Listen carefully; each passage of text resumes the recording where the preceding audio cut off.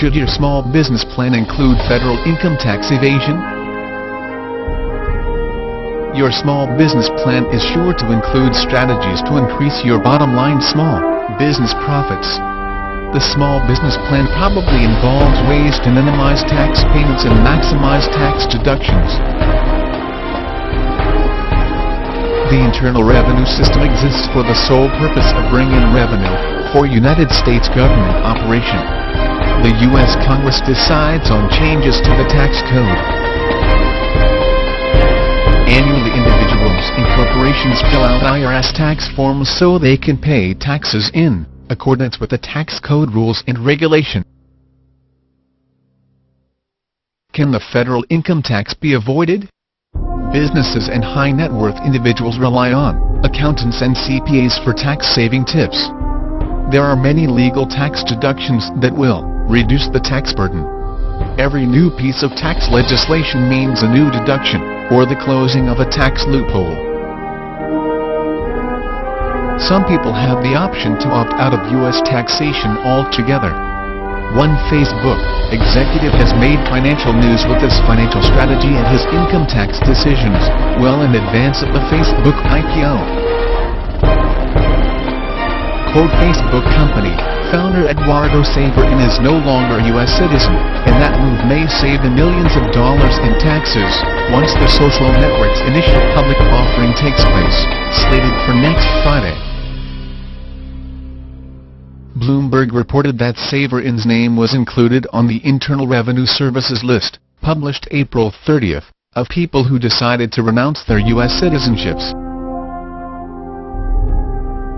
Tom Goodman, a spokesman for Saverin, told Bloomberg via email that the Harvard University classmate of Facebook company founder and chief executive officer Mark Zuckerberg made the decision to renounce his U.S. citizenship around September 2011, adding, Eduardo recently found it more practical to become a resident of Singapore, since he plans to live there for an indefinite period of time. Saying that Saverin, who was born in Brazil, intends to invest in companies from that country and other global firms exploring entry into the Asian market, Goodman added in his email to Bloomberg. Accordingly, it made the most sense for him to use Singapore as a home base.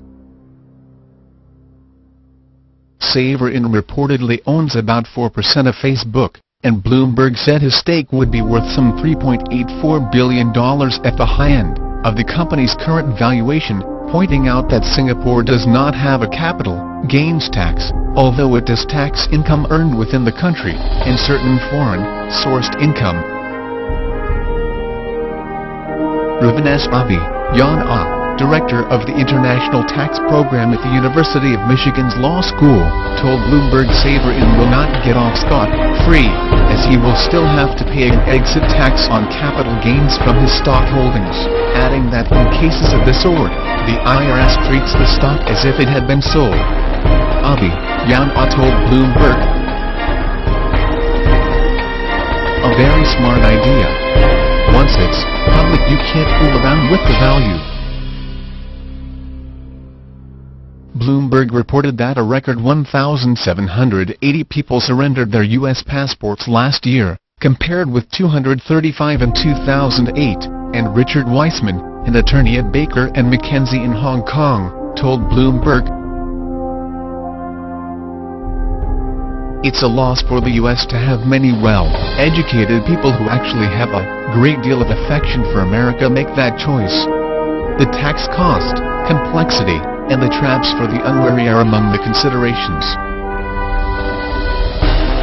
Readers, do you think Saverin's move to renounce his U.S. citizenship was drastic, fiscally brilliant, or both?